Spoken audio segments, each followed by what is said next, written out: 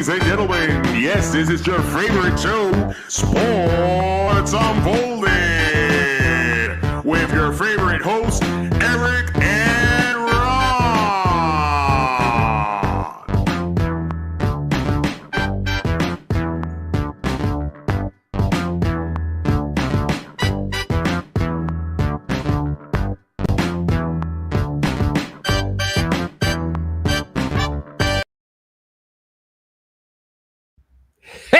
Hey, yeah! Welcome to the best sports podcast on the planet, Sports Unfolded, where we cover all of the top sports stories that have happened this past week. I am your host, Eric. Main man right over there, Ron. How are you tonight? I'm doing okay right now. Right now, it's going to be a tough Right show. now. So if you have never tuned into Sports Unfolded before, Danny, thanks for joining. This is our show where at the end of the show, we are going to do our in memoriam for all the athletes and sports figures that we lost in 2024. So, stay tuned to the end of the show so you can, obviously hear all these athletes that, some of them amaze you that we have lost this past year. But also, if you have anything you'd like to say on the chat while we're doing a it, reflection kind of thing, I mean, look, athletes are special, and we're all gonna have memories, and I know one of them in particular is really gonna hit home, and I know I said it on the show the week that he did pass away, and it just makes me rethink about it again. And all these athletes, you might not know all of them, and I'd frankly be surprised if you did know all of them, but there are going to be some that are going to trigger some emotions and some feelings and memories. So yeah, and when we're here for you again, we are live, we are fan interactive, so if you are joining us, please join the chat like Danny has done. Happy New Year to you as well, Danny. Hope you had a great holiday. And again, we are on every social media platform possible. Also on the radio, WDJY 99.1 FM, Dallas, Georgia. Thank you for your support, as well as WBOB in Rhode Island, internet radio there, and SEC TV, public access channel 12 in Southeast Connecticut. Oh, he's already reeling them off. Yeah, we will get to him. Danny, we're going to actually start off with our leadoff story, which is unfortunately an athlete we lost this week, and that was Rickey Henderson. So the baseball world lost another great legend this week. Rickey Henderson passed away at the age of 65. Thoughts on his career? Thoughts about what he meant to baseball, Ron? I mean, when you put in perspective on how many stolen bases he had, and compare that to number 2, Lou Brock, who had less than 1,000. I mean, he impacted the game. And not only could he run like the wind, he also had pop in his bat.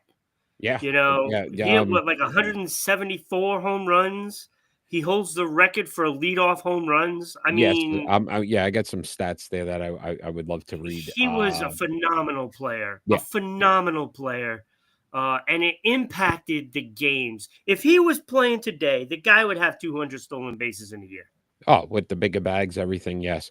Amazing to think about. So his nickname, the Man of Steel, but Steel, S-T-E-A-L. Yep. I thought that was very fitting. I love that. Absolutely. Almost 500 more steals than the person in second place, which you said, Lou Brock. So you think about over 1,400 steals. Ron, did you know only player in Major League Baseball to have 3,000 hits and 2,000 walks? So not only... Really? I didn't realize that. Yeah. I knew he had the hits and the walks. Yep.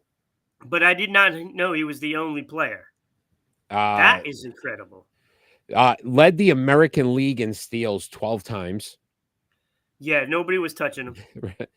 81 leadoff homers, most in Major League Baseball history. Most in unintentional walks. So not intentional, unintentional. 2,100. He had a good eye at the plate. Ron, 2,129 walks. Yeah, it's craziness, right? I mean, it's it's unheard of. It's just unheard of because players don't have that kind of patience up there, No, you no. know. And I'm actually surprised his career batting average was only 279. To be Yeah, honest with you, I'm yeah, surprised, yeah. you know. Kenny, And it's Kenny, thanks for joining. Yeah, Kenny. most runs scored as well. 2,295 runs, most in Major League Baseball history. So when he got He's a on, great player. you were definitely getting it. Career average 279, 3,055 hits in his career, 297 home runs. We said the 2,295 in runs, 1,115 RBIs, 1,406 stolen bases. That's a leadoff hitter, by the Yep, way, that is with that many RBI. Yeah, that is interesting. Vince Scully, the Dodgers, yes. Hey, 10 he time died this week. 10-time I mean, All-Star. this year. No, I don't think so. I think it was last year. I Did thought John it was Madden. last John Madden was last year too.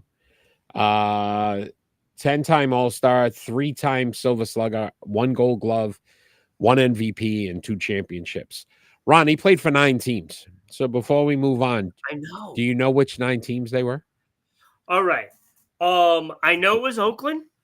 Yes. I know it was the Yankees. Yes, sir. I want to say it was the Mets. Mets were in there, yes. He played like a half a season for Boston. Was in there for the Red Sox, yep. I want to say it was the California Angels. He did play for the Angels. Austin, thanks for joining. Yes, R.I.P. Ricky.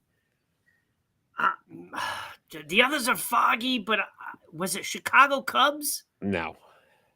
Padres, you missed. The Padres. That's the Mariners. The Blue Jays. I remember that. Oh, yeah, Toronto. That was the year that he split with Boston, if I'm not mistaken. And then his last season was with the Dodgers. Do not remember that. I do not remember that. I don't remember and I looked at, either. you know how many stolen bases he had for Boston? The area was there? 8 times, you know, he was at the back end of his career, but 9 teams, obviously an amazing career. Why am I not surprised it's only 8? Yeah, but Ricky Henderson, Danny, that's who we're talking about. Ricky Henderson. Amazing career. Again, unfortunately, one that we lost this week. And stay tuned for our In the Memorium special because his name will definitely be part of that as well. But I couldn't have said it better. Austin, R.I.P. Ricky Henderson is playing baseball with a lot of great athletes now. So we lost a lot of them. We did. We're going to move on. We're going to talk a little bit about some other sports, and we'll get back to the In the Memoriam part of it. But we're gonna bring up some NFL right now, Ron, and talk about this story that's coming out. Pete Carroll's interested in joining the Bears as their head coach. Should they consider him as a candidate? Oh, absolutely. Because we had talked about this before. Because, like, you don't realize how great he was of a coach. And I remember him leaving New England, and I'm like, oh, thank God we have, somebody really good now. And then you look at his career, he succeeded in both college and the NFL. He's won championships. So our early, I guess, thoughts of Pete Carroll was not very good. But when you start looking at his history is spectacular. No, it's pretty remarkable. Think about this, Ron. Chicago Bears said they want to hire a leader of men. That is the quotes coming out of Chicago. Obviously, he can coach, and we know how he is. He's a player-friendly coach where he really can get these players to do a lot. Key would be, though, 74 years old, would be the oldest hire in NFL history. Bill Belichick, I believe they said in the story I read, reached out to Chicago before he took the NC job to see their interest. And I'm sure, I don't know if Chicago is ready for Pete Carroll or Bill Belichick, because at the end of the day, they're looking for somebody young that can offensively change the landscape for them. I don't think Pete Carroll does that. He's a defensive-minded coach. I think it's great. It's remarkable that at 74 he wants to get back into coaching, which is pretty intense to think I mean, he about. looks good. Oh, I mean, the guy was always high energy, even I mean, Look, I think the Chicago Bears right now are as low as they've been in a franchise, right? And it not necessarily means, your personnel, your record. I mean, there's a lot of good things that happened with this team this year, but unfortunately, all the bad stuff was coach related. Because they are not giving this team a direction. So it's partially the owners and partially the coaching. And it's just been an abomination of screw ups throughout this whole season. Right. Matt Eberflus fired few weeks ago. Still hasn't changed it. 9-game losing streak right now. So they've got a lot that they have to work through. You said it. Listen, 18 seasons as an NFL coach, 291 games, 170, 120, and 1. So it's 58% winning percentage. 11-11 in the postseason with a championship. College, 116 games, 97-19, 83% winning percentage. 7-2 in the bowl games and the 2 championships. USC tie maybe with Caleb Williams, and you could kind of see maybe somebody from USC saying, "Hey, this guy can coach and help you." Yeah, and especially like the younger players, right? I don't know if that fun head coach that's a player's head coach really works for the veterans as much as it will work for the younger players that are coming in that can learn. And I think they got the right. If they get Pete Carroll, I think it stabilizes the franchise. I think it gives, hope for those fans that were chanting, "Sell the team." But how long do you think Pete Carroll lasts? Is my question. Like, do you get I would say 3-4 years? Look, I would probably say maybe 3 years, and I get it. But he might be, the stabilizer, like I said, and can give a direction. And then you bring in an offensive coordinator that's really good and a defensive coordinator that can get his plan in place. I would say this, Ron. I agree with you in this aspect. If you did take on Carroll, you got to get an offensive coordinator that is high, has a high ceiling. Yes. Because then what you're doing is maybe you're having Carroll groom him to become the next head coach. Yes. Which would make sense. So I could see that. Ricky Henderson played for these teams. Very good, Danny. Yes, he did, sir. Very good. All 9 of them. Ron, there's also, believe it or not, week 17. We have 2 weeks left of the NFL season.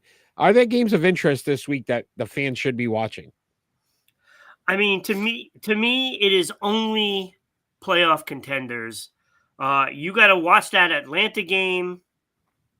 That is a big one because really we're trying to decide who's going to go in those 2 divisions, right? You're talking Atlanta, Tampa Bay, and you're talking the Rams and Seattle. Those are the teams that everybody's watching.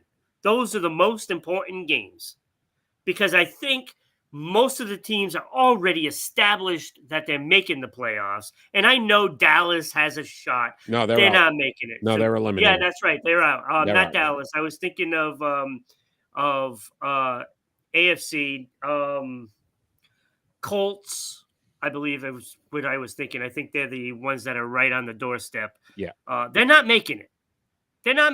It's going to be the teams that are in. Surprised. Maybe Denver can slip out. Yeah, little surprised. Cowboys versus Eagles. Danny, Cowboys Nation in the house. I'm surprised you're really interested in that game. Listen, interesting part of that game is Jalen Hurts out, most likely for that game. So, again, what you see from the quarterback, can Philly, have some spiral effect from this? I had the Broncos at the Bengals, Ron, because, again, the Bengals are still not eliminated. The Bengals, I think, if there is a team, the Bengals can swap with. With they need a Denver, lot of and help. This is why. Yeah, they need a lot of help. But again, they win this game. They're only a game away from Denver, and who knows? I had the Falcons at the Commanders. Michael Penix Jr. wins his first game. Yeah. Let's see, though. This is a much better opponent than the Giants. And then that Packers at Vikings. Yes, because that's going to tell us who's going to be the higher seed. And believe it or not, Packers have not won a game in their division this year.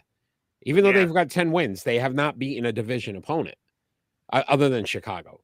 That's not an opponent. They don't count.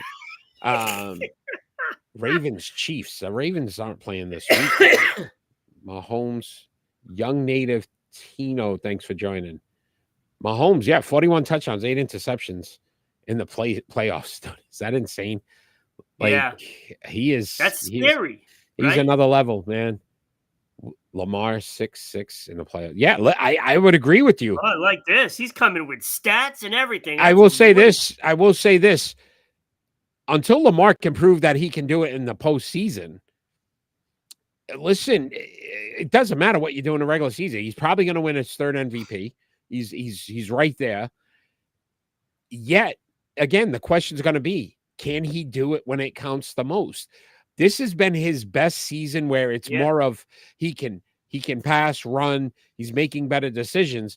But we thought this last season, and then the Chiefs upset him in the postseason. And I consider an upset because I think Baltimore was a better team. Look, I am hoping first of all, I want somebody else in there, right? I want to see some new teams. And I mean, I don't mind if Philadelphia makes it to the Super Bowl, but I would like somebody different. I would like to see Minnesota or Detroit in the Super Bowl. I think the Super Bowl everybody wants is Buffalo, Detroit, because at that point, one of them has to win. Yeah, right? I would like to see Buffalo get there as well. But again, we could do the same thing. We're talking about Lamar. Josh Allen has had struggles in the postseason. Yeah. And again, we looked at that game against Cincinnati last year in the snow. You're like, everything bodes well for Buffalo, and they fell apart. I don't know. Again, if we said we'd never see another Tom Brady, Patrick Mahomes is going to do it. I think he's going to be that guy. If you think about where he's at in his career, it's very possible that Mahomes passes Brady. Like when I look at this whole thing right now, I really truly see Patrick Mahomes as number 3 right now. Wow. That's I really do. I think he needs to win another one to get in the conversation with Joe Montana. You know, once he has 4, then he kind of leapfrogs Joe Montana in my book. Once he gets 4. Okay. He still needs a couple more before we can talk. If anybody, and I'm not sure if Young Native's a Chiefs fan, I can't see the picture. Looks like Chiefs colors. Number 10 is that? That was Hill. Yeah. That? Oh, that Tyreek Hill. Yeah, Tyreek Hill. Yeah. So that is, I will say this, and obviously not that I'm a Brady fan or anything.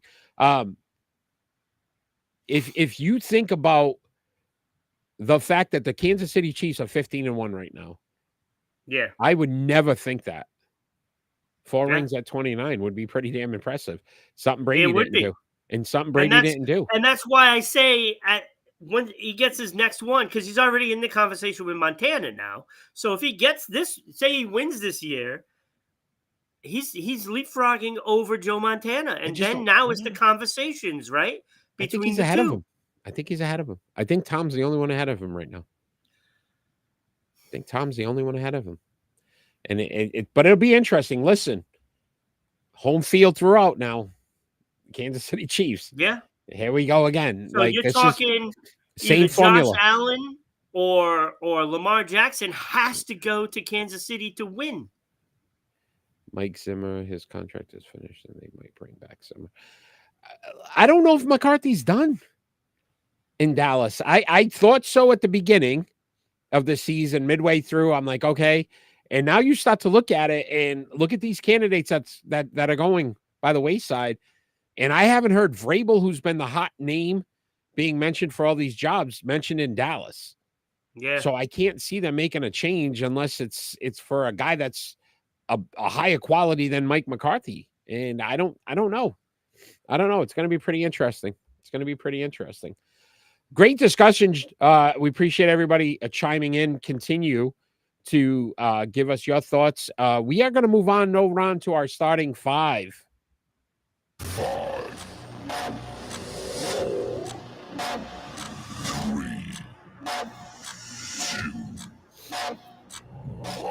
So our starting five, they had to have won an Ott Ross in the last 24 years, since the year 2000. Ott Ross, which is the scoring champion. Some interesting names on here, and I know it's going to piss you off because I know you got somebody on your starter five that you have to put on there based on what I had. But we start that's off. why you did it from 2000. Oh yeah, you exactly. Didn't go back to 52 years. No. And I knew it. So I will say this: he wouldn't make the list. He wouldn't have made it. Honorable mentions. We'll start off with our honorable mentions. I had Jerome McGillna and Joe Thornton on my honorable mention. Those were my just two. Yeah, I had two. I mean, I could have put some other guys, but those two, it was almost hard to keep them off the starting five. I feel like we're going to have completely different lists today. Monica, thanks for joining. What's going on? Happy holidays to you as well. Thank you for joining. Monica, Justin 21. All right. We got some peeps on today. Who's first? Is it you? I am first this week. Do you have honorable mentions? Oh, you did yours, right? Yes. Yeah. Yes, I do. I have my traditional 5 honorable mentions.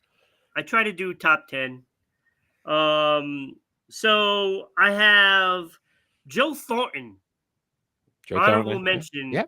The man had 1,500 plus points, and he was a great hockey player. Yeah. One of the best that never won a championship. Agreed. Unfortunately for Big Joe. I also have Jerome McGinley as well. Okay. I mean, you can't deny those 625 goals. I mean, he was a phenomenal player. Also, I have Leon Draisaitl.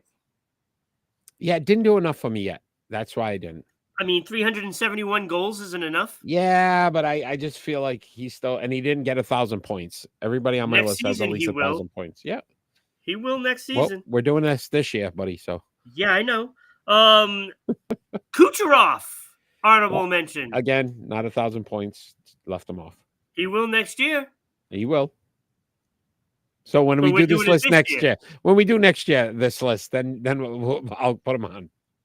All right. I don't know how you didn't recognize Patrick Kane, especially considering 1,298 points and 3 Stanley Cups. You know what? Why I kept him off? The lowest plus minus on this list. +7 of all these guys. Absolutely garbage. It's so awful. He's basically almost even. Nope, wasn't putting him on my list. Yeah. But Absolutely he did get on my list because of those 476 goals and 1,200 points. I could see it. So that's my honorable mention. All right. So our starting 5, Ott Ross, which are scoring champion since the year 2000. At number 5 for me, Ron, Evgeny Malkin. So he will next year. Yes, he will next year. Evgeny Malkin, 405 goals, 820 assists, 1,325 points. A +37. That's why he's 5th. I didn't like the plus minus. 3 All-Stars, 2 Rosses, so he won it twice. A Smythe, a Hart, a Pearson, and a 3-time Cup winner. Yamir Yager. Oh, look, Jerome McGillna. Look at him. Yeah, Pittsburgh Penguins. Yeah, look at you, buddy. That's a nice top 5. And you know what? That's pretty good because... You know, like, first of all, Peter Forsberg doesn't have, the goals, but the guy can play 2 ways. He's like the original, well, not the original, but he's like a pre-Bergeron. And the reason I kept him off too, only 860 points in his career. Yeah, but he was averaging over a point a game. He was the lowest on this list in points. Yeah. But at 5 for you, Ron? I also have Evgeny Malkin. Uh-oh. And I think this season and last season has put Sidney Crosby ahead of him because they were really neck and neck. All their numbers kind of looked alike, and Crosby went ahead of Malkin this past year. Where is my prize? Yeah. No prize today. It's on its way. Yeah, look at the Rhode Island Broadcasting for that. At 4 for me. And if he had won a cup last year, I would have probably moved him higher. Connor McDavid, I put at 4. 350 goals, 681 assists, 1,031 points, a plus 161, 7-time All-Star, 5 Rosses, though. That's pretty damn impressive. 3 Hearts, 4 Pearsons, 1 Richard, and 1 Smythe. But I kept him out because of the cups. I didn't like the fact that he didn't win a cup, and the guys ahead of him did. Yeah. That was my number 4. Yep. Okay. I have Connor McDavid. Wow. Okay, so far. And it is exactly for that. If he'd have at least 1 cup, I would have moved him ahead of him. He would have been probably number 2 at this point. Agreed. He would have been up there. So that brings us to number 3, our number 3 in our starting 5. I had Alex Ovechkin, 868 goals, 707 assists, so 1,575 points, plus 60. I didn't like that number. I really thought it should have been higher. 12-time All-Star, 1 Ross, so he only won the scoring title once. 1 Calder, 3 Hart, 3 Pearson, 9 Richards, which was pretty damn impressive. 1 Smythe, and 1 Cup. Only 1 Cup. Monica, I guess you're not reading chats. I guess you're not reading chats. He's reading chats. But I'm saying that I want to help you out with streaming and stuff because I got the potential for streaming and you're just missing some. It's all right. Thank you for all the help. We appreciate the offer. Continue to watch, though, if you're enjoying what you see. Ron, what else? Who do you have at 3? I have Alex Ovechkin at number 3. What is going on tonight? I thought we were going to be completely different. I really did, too. You know what, though? I got to give you credit because, I mean, you've come a long way in hockey. I am getting there. I am. And I enjoy watching now. I watch it, too. So, and it's for the pure skill factor outside of shooting. Yeah. That's why, other players are ahead of him here. Yeah, agreed. He can shoot and he can score. But, the rest of the game. Yeah, agreed. In 1 cup. So at 2, Ron, your guy, Sidney Crosby, 602 goals, 1,033 assists, 1,635, a plus 212 in his career, 8-time All-Star, 2 Rosses, won it twice, 2 Hearts, 3 Pearsons, 2 Richards, 2 Smythe, 3 Cups. I also have him at number 2, Eric. Okay. You knew he wasn't going to be number 1. No, and I couldn't put him ahead of the. Way. I couldn't put him ahead of number 1. Jerome. I couldn't. Jaromir Jagr, 766 goals, 1,155 assists, 1,921 points, plus 322. That kind of helped as well. 8-time All-Star, 5 Rosses, so tied with McDavid for the most on this list. 3 Pearson, 1 Hart, game-winning goals. Eric. Yeah, he just such a phenomenal player. Masterson in the 2 Cups. So that was our starting 5. We actually had the same one. That's never happened.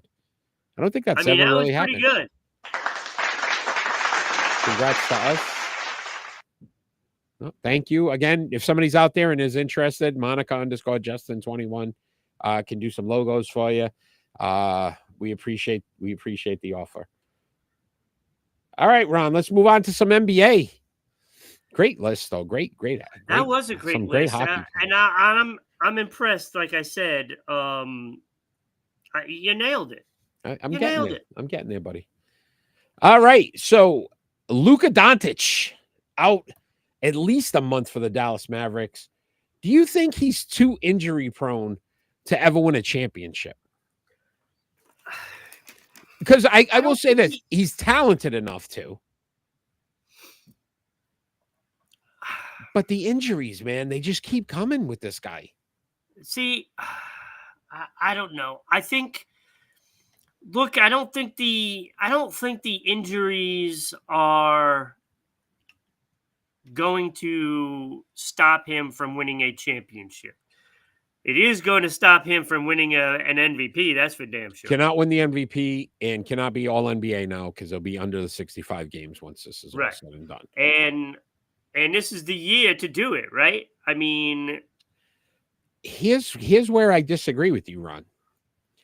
Think about seeding for this team. And the more you're out, right, the more you're going to have to face the top of the conference every year. And I think that's what's hurting Dallas, because if they could be a 1 seed and you're playing the 10 seed, which ultimately becomes the 8 seed. Yeah, right. Yeah, that's a good argument. And it is true. I mean, I would much rather have to play the Lakers than, like OKC or Denver or somebody, right? You want to play a team that's not as good and not as deep. And they keep having to play those teams because of losing a month. If you lose a month out of your schedule and you don't have your star player, that puts you down to possibly in that conference, possibly even the play-ins. Yeah. Which again, now more wear and tear on your body, more games, things that you don't want. So this is the same injury that he. Thinking about that, I agree with that. Yeah. Right. Same injury he had preseason, missed all of the preseason and training camp.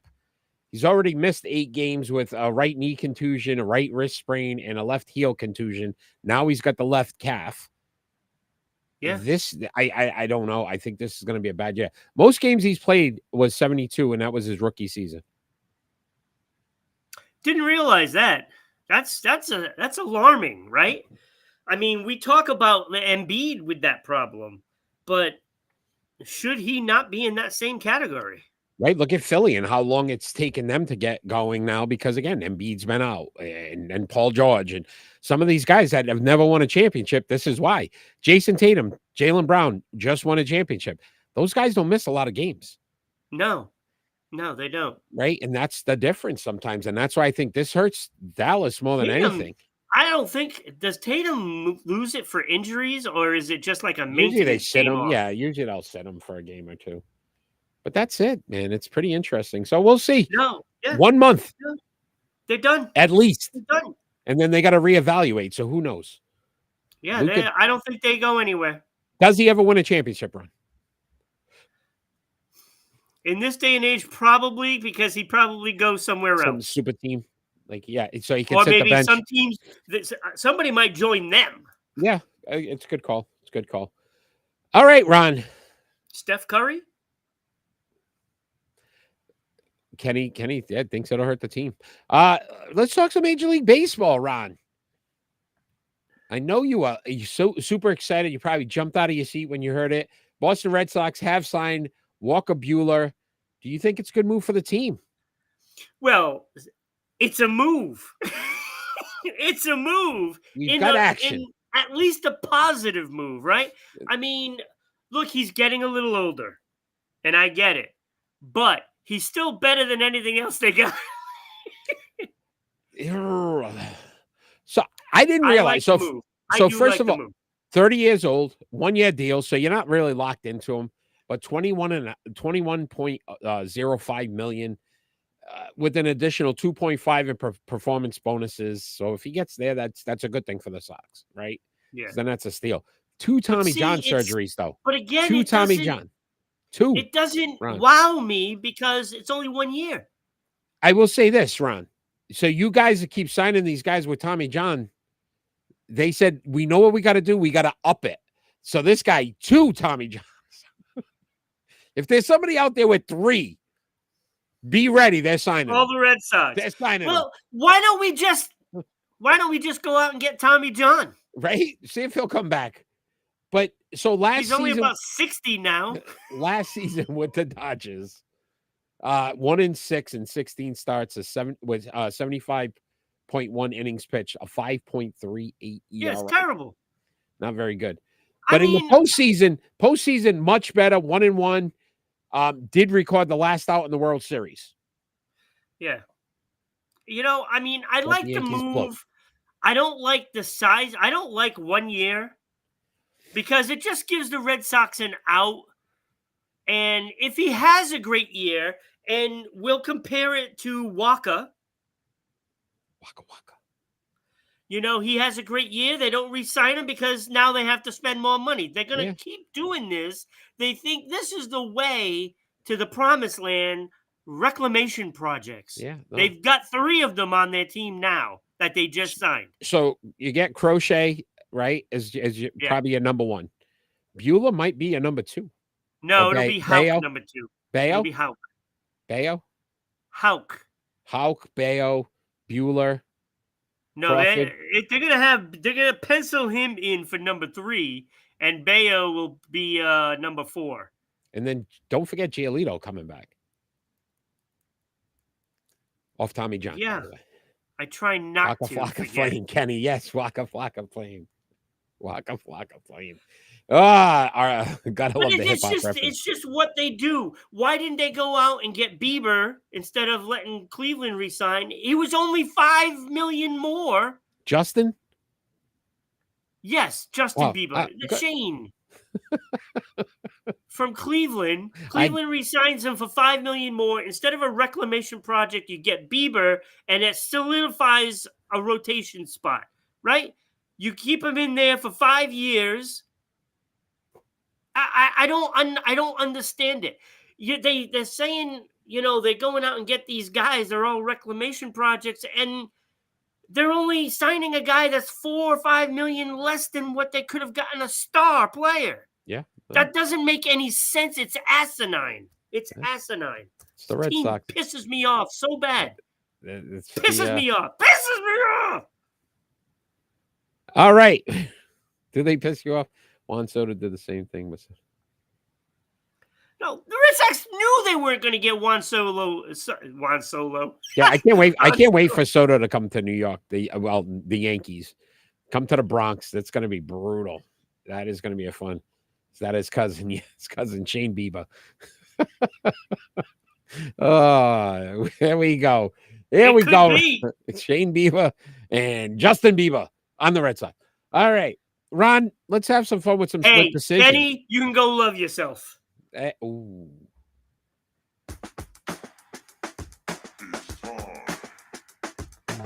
That's a Shane Bieber song. I know it. Yes. A Justin Bieber song. We know. I know JB. Me and my man. You listen.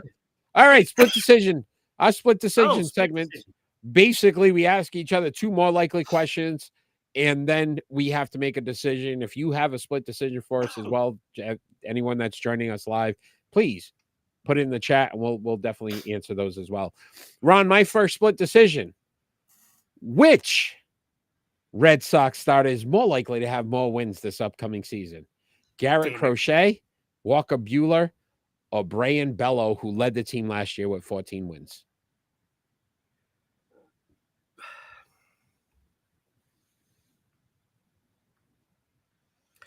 Wow, that's a tough one. That's a real tough one. I'm going to say Crochet. I think they're hoping that's what happens. Because if Bello can get 14 again, and Crochet does get more, 20, they're a playoff team. Yeah, they probably are. Because you also have Tanner Houck, who pitched better than any of them. You didn't get the wins. Yeah. So if that happens, if Crochet can be the team leader in wins with, say, 16, the Red Sox are a playoff team. Danny seems to think Walker Bueller is who he's going with. Walker Bueller. He could. I think he's got the skill for it.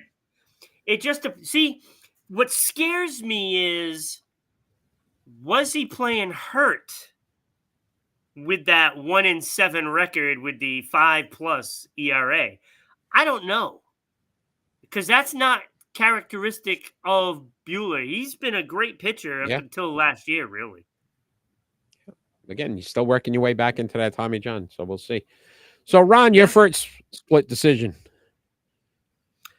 All right, seeming we were talking about baseball, I might as well do this one first, right? Who is more likely to bring their team to the postseason? These three teams did not make the postseason. I don't think they did anyway. Okay. Walker Buehler For the Red Sox. of the Boston Red Sox. Okay. Willie Adames from San Francisco. Or Yusei Kikuchi from the Los Angeles Angels. It's hard to say that name without giggling. Angels, I don't think have a shot at all. San Francisco probably has a better shot. Are you sure they don't have a shot? I don't think that. Nah, I don't. Because trust the don't Angels. forget, Houston is losing players. Yeah, but I just don't. I don't like them. I still think Seattle's better in the West. That's There. True. That's true.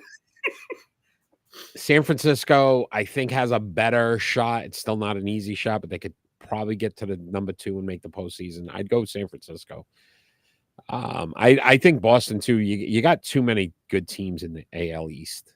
Like every year, the Rays somehow are still in it. I don't know how they do it. And you still got Baltimore, and then obviously the Yankees and Walker Buehler.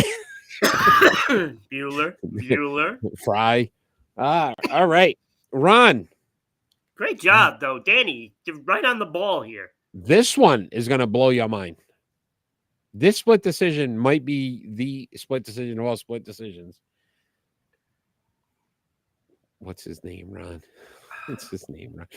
Are you ready, Ron? Your second split decision.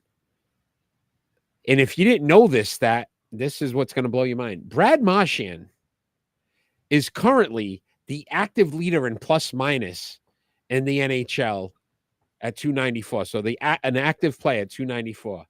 Is he more likely to finish his career higher or lower than 294? You think he's going higher? Higher. Isn't he a minus Absolutely. this season? What? He's a minus this season, is he not? He won't be by the end of the year. Okay. I'm just saying. Have you seen how well he's playing right now? I'm just saying. I'm asking a question. He's putting a lot of pressure on Boston Bruins right now because if the Bruins were tanking, he'd probably be gone because he's a free agent at the end of the year. So now they're going to have a hard decision on what to do with him because he's almost forcing them to re-sign him. He's playing well. Danny thinks higher as well. All right. Brad Marchand higher. He's a hell of a player. One of the best in the league, to be honest with you. Good. When I saw that, I'm like, active. He's the only one. I mean, that's pretty impressive. Yeah. That's pretty impressive. He'll finish above 300. Okay. That'd be a hell of a career. Ron, your second split decision. My second split decision is if the playoffs started today in the NFL, who would more likely advance? Pittsburgh Steelers, LA Chargers, or the Denver Broncos? Who would most likely advance? Who were the team? Pittsburgh? I was reading Danny's message. Pittsburgh, Chargers, or Denver? Right now, those are all the wild card teams. Steelers are done. I think they're on that. They hit a cliff, and I think they're sinking fast. I'm not going Pittsburgh. Well, they would have to play Houston if it ended today. I still think today, Houston, better defense. I think they could beat Houston. I'm gonna go Chargers here because I just have more faith in them than the Broncos. Chargers would have to play Baltimore, who chokes every year in the postseason. And listen, the Harbaugh brothers. I think Jim's beating his brother every time. Wouldn't that be intriguing, huh? Both coaches. Jim beats John every time. I think he's 5-0 against them. Yeah. Beat him in the Super Bowl. It's the other way around though. The break. Yeah, never mind. Oh boy, I'd still go Chargers. Danny thinks the Broncos. Danny, we're not having a competition right now, buddy. So there's no right answers because we don't know what the right answer is. So there's no prize, he's just buddy. giving his opinion. His opinion. There's no prizes to be won on this one. So he thinks Denver would beat Buffalo, I guess. Yeah. There's no way that's happening. Well, you never know, I guess. You never know. That's why they play the games, my friend. That's why they play the games. Well, why does Kansas City play the games then? Because they got to buy. We know they're winning, right? Because, nothing's guaranteed, buddy. 12 on 11 doesn't help. Here we go. All right, let's talk some NHL. Your guy, David Pastrnak, he suffered an injury in his last game against the Capitals. Should the Bruins be concerned? Could this affect they're playing better hockey now? They're playing a lot better. Taking him out of the lineup. We don't know how serious the injury is yet.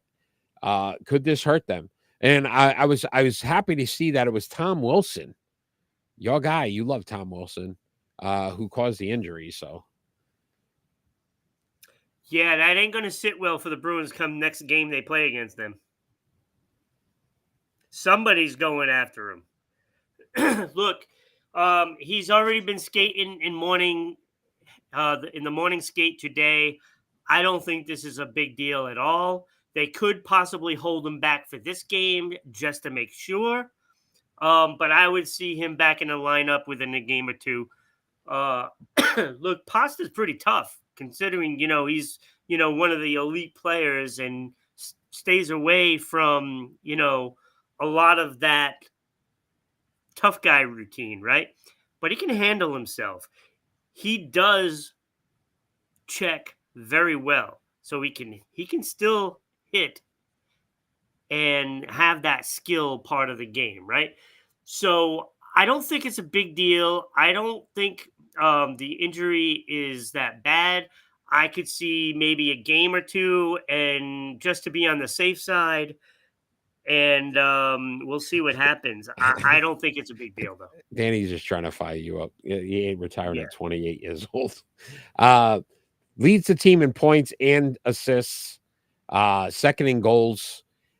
Again, you think about Boston's positioning right now, third in the division in the Atlantic, 2 points ahead of Tampa Bay, who's starting to play some better hockey as well, and only 2 points behind Toronto. So realistically, this team, they could make some moves. Again, just interesting story coming out of Boston, but they never give you any indication of how serious it is. Yeah, that could be upper body. So with an upper body, rib, it looks like maybe he could have gotten, could have been a concussion or, something to do with his shoulder. The way the check that I saw looked, it might have been, he might have tweaked his shoulder of some sort, and just a precaution. So they held him out of the game. And if he's skating today, he's probably, I would say I can see them keeping him out of today's game. But after that, I think he's in. After that, a hockey player's I always don't think tough it's a problem. Guys have Not strokes on this. Guys He's a have hockey strokes player. on the bench. Yeah, they have strokes on the bench. They come back and play. Yeah. The same game. Lungs, same game. It is. Broken ribs. Same game. All right, Ron, let's move on to our pick and roll. It's time for pick and roll. Tonight's pick and roll in dedication to Ricky Henderson. We did the 5 guys under Ricky Henderson in stolen base leaders.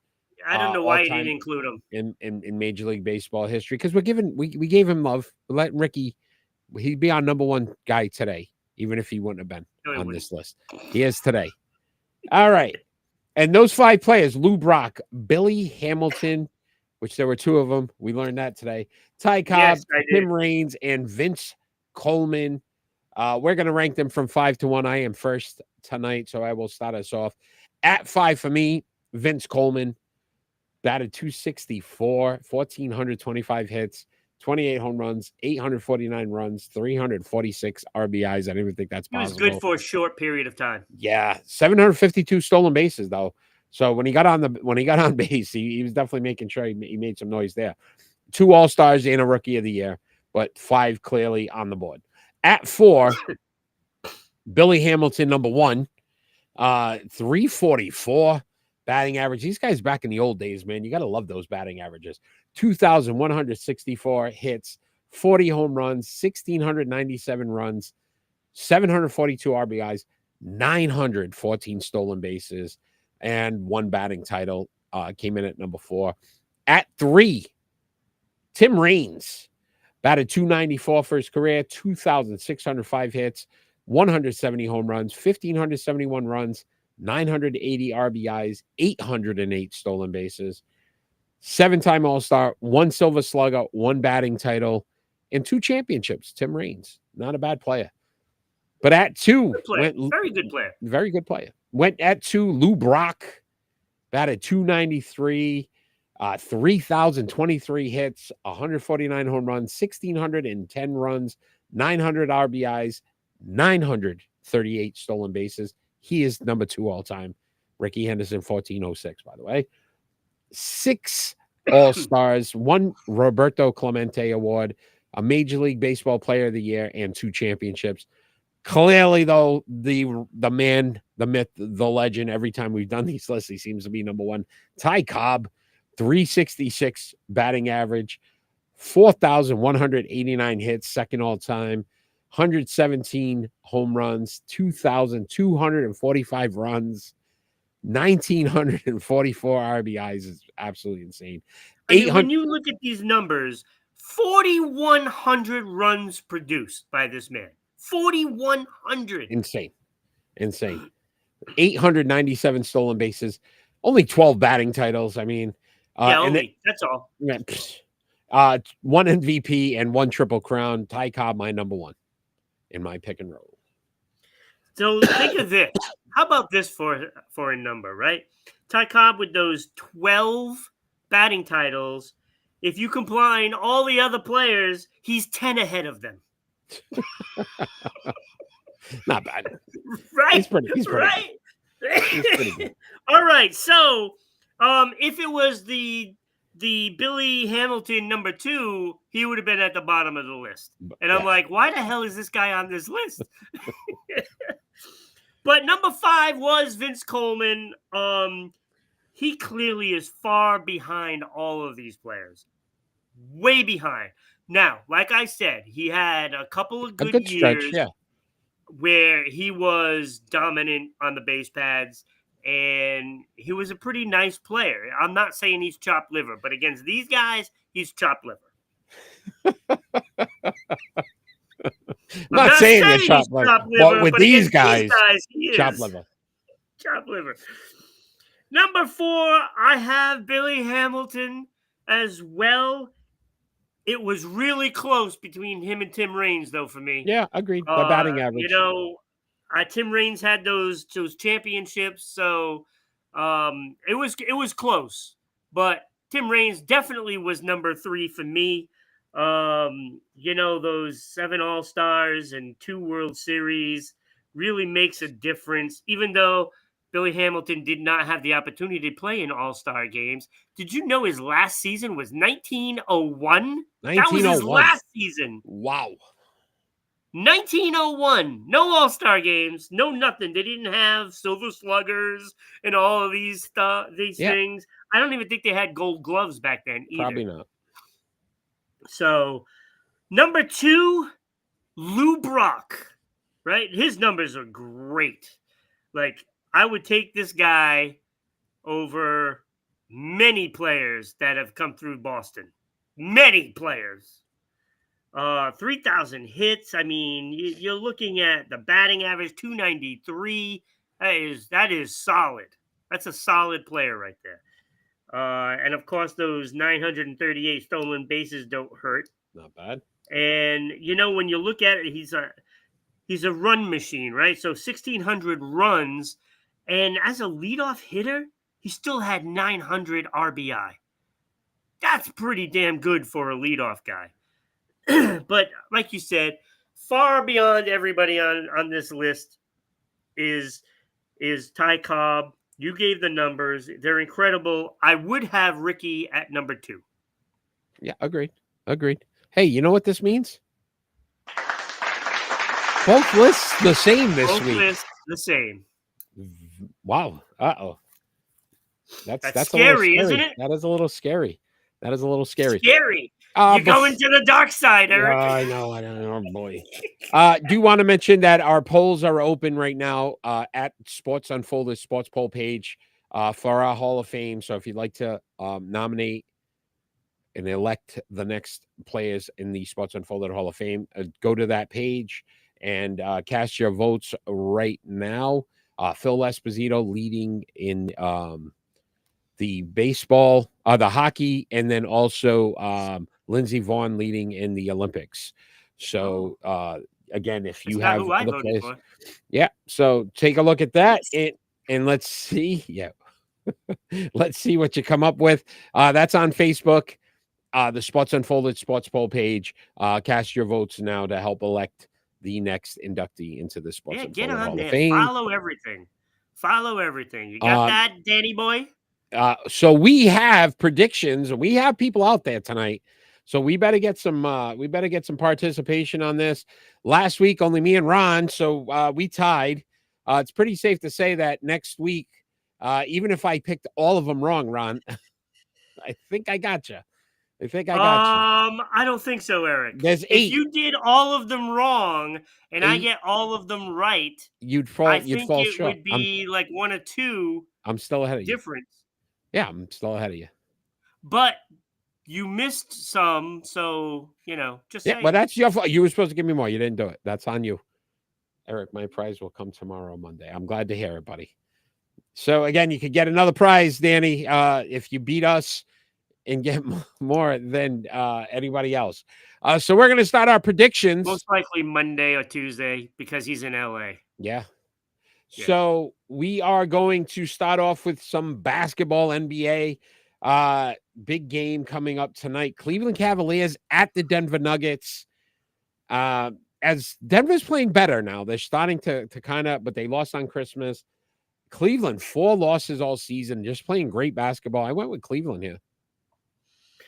All right, so I am going to go Denver, grasping at straws right now, because I think Cleveland's going to win, but I'm going Denver. You just want to try to tighten it up so it looks a little better. I'm trying. Anybody else out there? Who do you have tonight? Cleveland Cavaliers at the Denver Nuggets. Kenny's got the Cavs. Danny's got the Cavs. Anybody else out there want to put a pick in before we move on? All right. The other NBA game on the 29th, you got the Memphis Grizzlies at the Oklahoma City Thunder. Your pick. Yes, is Ja Morant injured? I don't. Oh, James joining. James is there with Cleveland. All right. See, I think you're gonna go OKC, and it makes me want to pick Memphis. But I really don't think Memphis is gonna win this game, so I'm gonna go OKC. I also went OKC. James went OKC. I agree with you. Denver, though, Memphis, 155 points. I think one of the last games, they really started to. But there's already some trade talks and things in Memphis. I don't know what's going on there. Danny, you have a pick? Memphis Grizzlies at the Oklahoma City Thunder. Thunder.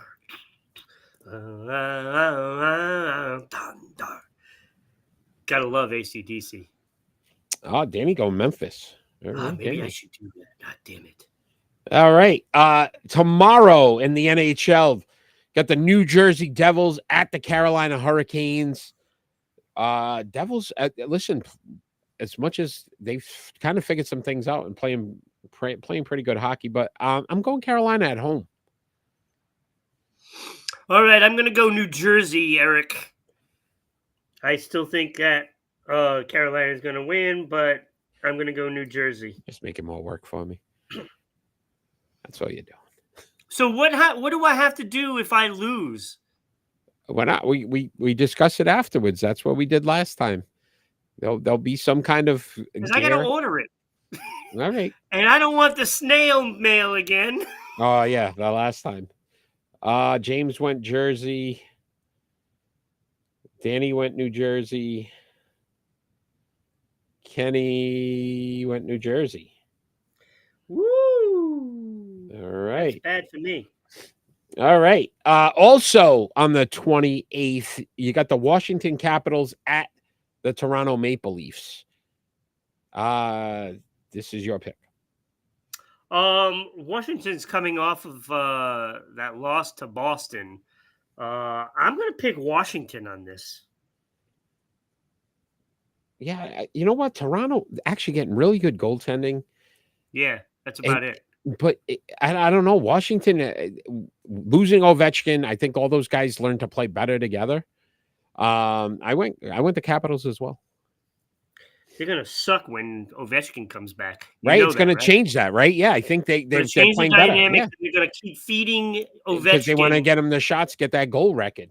Because before he went out, they were terrible. Danny went Toronto. James went Washington. Kenny. Yeah, I think you're right. As soon as he comes back, I think it's going to hurt him. Yeah, I think they're going to. It's like a really good, that record, and it's like a really good wide receiver. Like a wide receiver starts that the Maple Leafs. Yeah. Yep. Red Leafs. All right, Kenny. Kenny getting on the emoji kick. NFL action on the 29th. They get the Green Bay Packers at the Minnesota Vikings. Listen, I love Green Bay. I really like what Love's doing. I love what Love's doing. But I'm not going to shy away from Minnesota. And I think I got to admit, I think they're for real. I think they're playing really good football. So I went Minnesota at home. Till Green Bay proves they can beat one of them. Detroit I really wanted to go Green Bay, but I can't. I can't do it. It's tough. I think Minnesota is a much better team. Kenny's going Packers. I went with James the went Vikings as well. I'm not going to be able to catch you because now I'm sure Minnesota's winning this game. And Danny went Minnesota. Plus, listen, they're still playing for first. They could get the 1 seed. Minnesota's still alive for the 1 seed. I know. And they want it. Yeah. At the, also on the 29th, you got the Atlanta Falcons at the Washington Commanders. Washington. Look, Washington's not even in a playoff spot yet. Yes. They're in a playoff spot, but they're not clinched. They haven't clinched yet. No. So they have something to play for, and they're gonna beat Atlanta. Yeah, listen, you're going 2 rookies, Jaden Daniels versus Michael Penix Jr. Much better competition now against Michael Penix Jr. in Atlanta. I went Washington here. They're a better team. That one has a chance to be ugly. James went Washington. Yeah, I don't think it's going to be even close, to be honest with you. I don't think it's close. All right, what are we waiting for? James and Kenny. No, Kenny and Dan. Oh. James picked Washington. Oh, Dan and Ken. What's the frequency, Kenneth?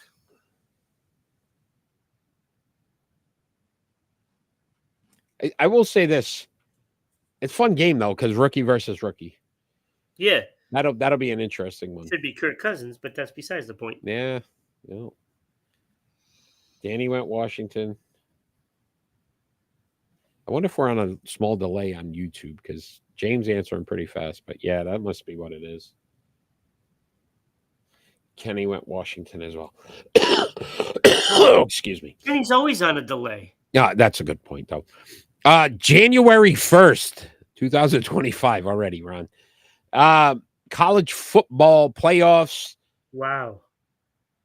Number 8, Ohio State Buckeyes at number 1, Oregon Ducks. I'm taking it's not my turn. It is, isn't it? No, you're first. I went Oregon.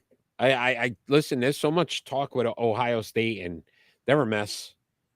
Are they going to fire Day? And I think that's just going to affect this team and how they play. So I went Oregon.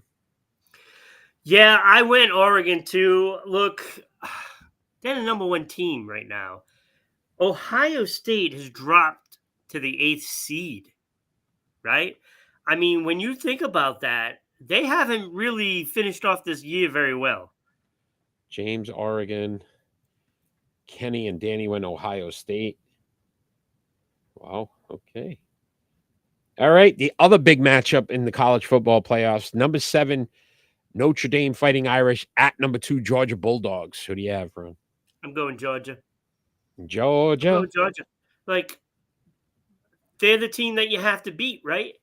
I mean, it took everything to like knock them out of the one spot. And here they are. They're at number 2. They might not lose another game. I just think Notre Dame playing Indiana didn't help them because that wasn't I don't think Indiana was that good. No. Georgia off now the bye. And again, I think that a little bit of taste in their mouth from that Alabama, not the Alabama loss, the Texas loss. So, Yep. Yeah. They haven't lost since then, right? With Michigan Wolverines, yeah, back in the day. What do you got? Number 7, Notre Dame Fighting Irish at number 2.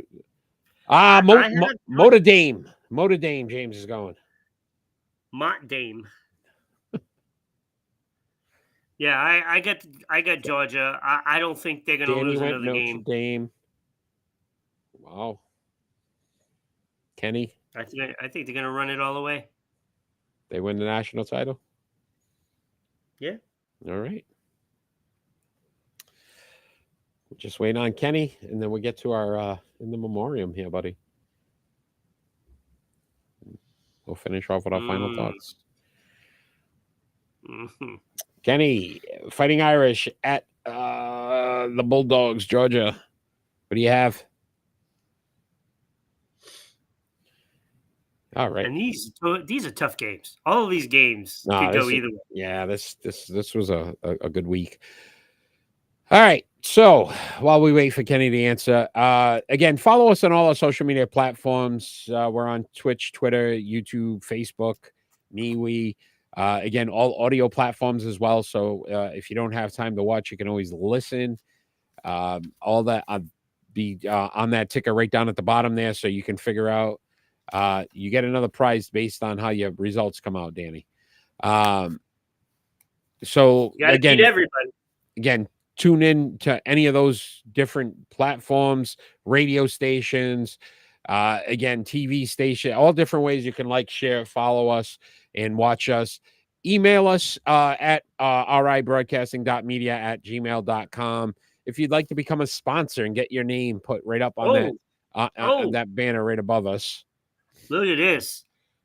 No, right, to sponsor the show, right? So again, continue to look for sponsors. Great way for you to have thousands of eyes and ears on your business every week. So, give us an opportunity to do that. Just simply email us and we will give you all the information on how you could get your name on that banner. Again, so sponsor the show. Your ad will be here. We will read the ad, so not only will people see it, but it will be heard on the audio version for Spotify, Amazon, Red Circle, and many more. So send us an email at ribroadcasting.media@gmail.com, and we can send the media kit out to you. Yes, sir. So very, very special show tonight. We end every year with us having a remembrance of all the athletes that we lost, those that are joining us live. As you hear these names, if any of them, strike a chord, let us know, because I'm sure there's going to be a lot of names out there.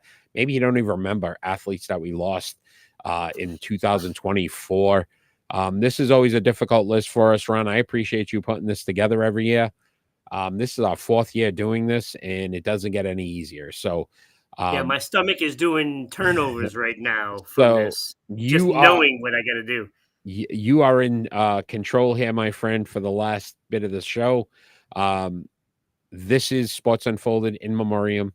And Ron, take it away. All right. So you may not know a lot of these athletes, and we do all the sports. So the first one, pole vaulters. Yes, pole vaulting. Sean Barber, 29 years old. He was the Canadian or American. He's both, dual citizen, but he won the world championships in 2015. Passed away, 29 years old. Shooting. Laszlo Hammerl. I think that's how it's pronounced, so bear with me. Olympic gold in 1964. He also won a silver in 1968 and a bronze in a different shooting event in 1964 as well. So he won 2 in 64, two medals in that year. Cricket. Doug Padgett, 89 years old, played on the English national team. Ali Zia, 66, Bangladesh. John McMahon, Australian national team and Queensland. Dada Gakwad, 95, Indian national team. Robin Hobbs, 81, the English national team and Essex. Speed skating. Carl Eric Asplund. He was 100 years old. Wow. Swedish Olympic bronze medal in 1952. I think that's 52. And Mary Myers, 78, American, won silver in 1968. 1968, yes. Olympic silver. Broadcasting and journalism, right? David Morrow, 71. He's a Rugby Hall of Fame broadcaster. And we cannot forget Chris Mortensen from ESPN. I mean, that's our alley, right, Eric? Mhm. I mean, how many years did we watch Chris Mortensen? Yeah. It's a tough one. Tennis player Rosie Reyes, 84, Mexican Olympian. Vic Seixas, it's got an X in there. 100 years old, though. 100 years old. 1953 Wimbledon champion. U.S. national champ in 1954. He's got 5 Grand Slams in doubles. Swimming. Lanes Laren, 83, an Olympic gold in 1960. Joanna Neves, 37, Brazilian Paralympic silver in 2016. David Wilkie, 70, Scottish Olympic gold in 1976. World Championship gold in the 200 meter and gold in the 100 meter. The 200 meter is both in 1973 and 1975. So basically 3 gold medals in world champs. And Carolyn Schuler, 81, 2 Olympic golds and part of the record in relay in 1960. Broke the record as part of the team in 1960. All right, weightlifting. Rema Lisa Rumbawaz, Indonesia silver in 2000 and 2004, 43 years old. 43. Golf. Jack Burke Jr., 100 years old, Hall of Fame PGA champ. 1956 won that champion. And also won in 1956 the Masters. Mark Carnival. 64 years old, PGA Tour winner and commentator for Sirius XM. He also won a Rookie of the Year in 1992 when he was on the tour. Peter Oosterhuis, 75, British Open champion in 1974, and 6 Ryder Cup champions. 6-time Ryder Cup. Wow. Grayson Murray. I don't know if you remember this one. 30 years old. Yes. Yeah. 2-time PGA winner. Suicide. Mm-hmm. That was a tough one to hear about. I remember that story. And we did it. We did that story. Yeah. Yeah. And then I didn't realize that I know we said something about it, but it didn't feel like it was this year. Chichi Rodriguez, 88 years old, and I remember he's probably the one golfer that I like to watch because every time he sank the ball in the hole, he would do the little sword fighting thing. Yep. Right?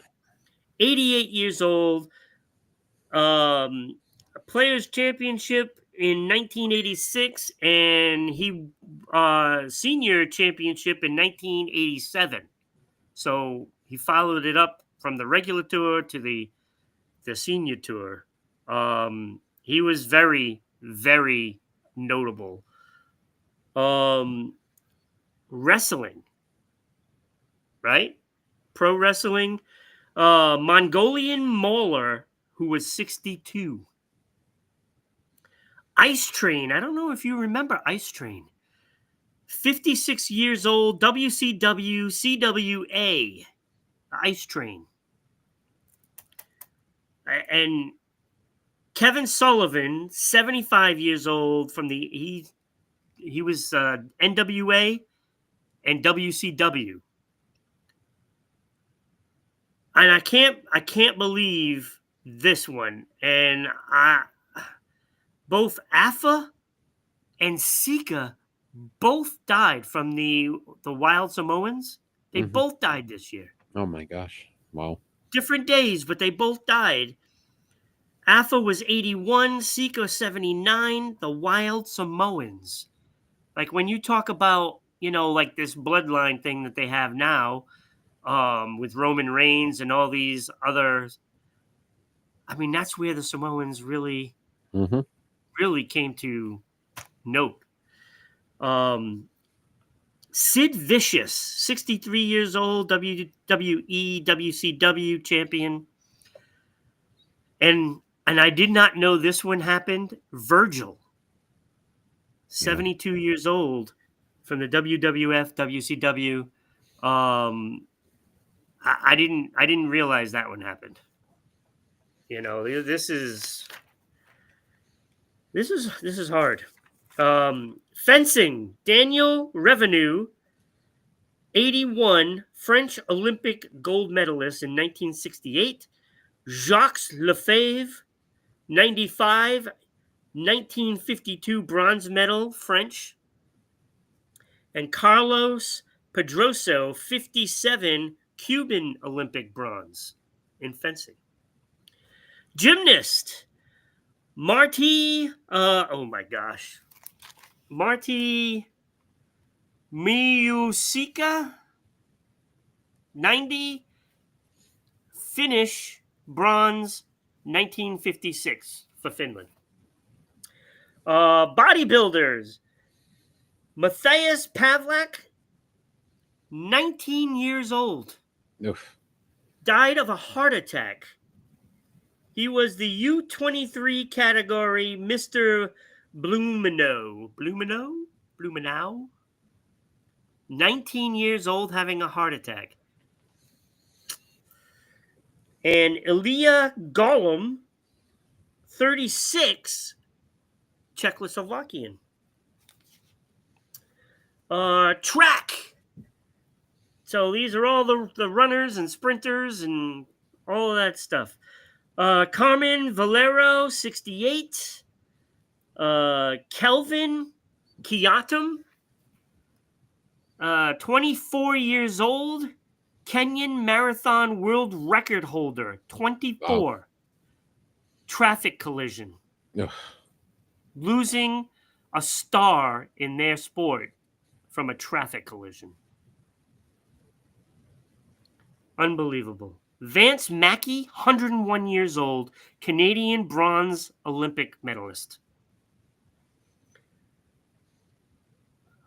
This was, it could be Michelle or Michael, Jazzy. I know, thinking of Michel Goulet from Quebec Nordiques. I'm thinking it is Michelle because it's spelled the same way. French Olympic silver medalist, 87 years old. Bob Scholl, 86 years old, won the gold in 1964 5,000 meter. And he also was an athlete at Miami University. Rebecca Cheptegei. I think we covered this story. 33 years old, Ugandan Olympian. If we didn't cover it, I don't know how we missed this one. Her boyfriend, she died from her boyfriend attacked her and lit her on fire. Oof. She had burns on 75% of her body. And then she just, she was in the hospital for a while and she didn't make it. That's unbelievable. It's stunning. It's stunning. I was reading the story today and I was appalled. It was disgusting. Gurdev Singh, 90, Indian Olympic champion in 1956 for field hockey. Fleur van Doren, Dutch national team, died from euthanasia in field hockey. Look, I mean, these are tough times, for a lot of people, holidays. If you need to talk to someone, please reach out to somebody. Please. Because nobody might know that you're feeling this way. So you've got to do something. And it's a sad thing to have that stigma over your head and not tell anybody how you're feeling. Cycling. Luigi Arienti, 87 years old, Italian Olympic champion in 1960. Raymond Elena, 92, French cyclist. Sailing. Barton Janke. Jonky. I don't know how to pronounce this. There's too many consonants in this name. But 84 years old, 1968 Olympic champion in sailing. Horse racing. All right. First, we'll talk about some of the horses. Hardy Eustace was a 27-year-old horse. Irish. I don't know if it, the nationality really matters, but that's where it was. Falbrav, also Irish. Jimmy Chow, New Zealand. And Papineau from the UK. British. Eskinderix, 17, was an American horse. And Lemon Drop Kid. Do you remember that one? That one sounds familiar. I remember Lemon Drop Kid. That was... and Limestone Lad, also another horse from Ireland. 31 years old, though. Oh. A nice life. It's pretty good. Also, Walter Blum, 89, Hall of Fame jockey, Belmont Stakes in 1971.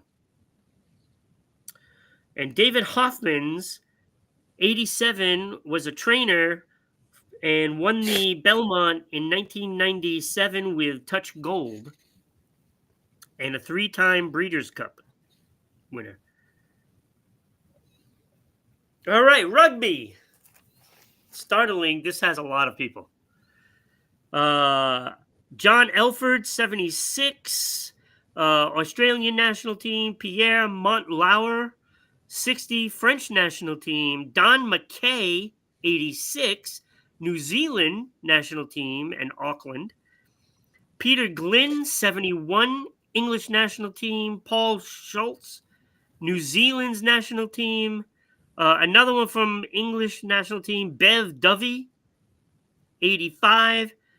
Also, Chris Wardlow, 81. Reese Duncan, Australian national team. Let's see if there's any more Australian. No, okay. John Wackett.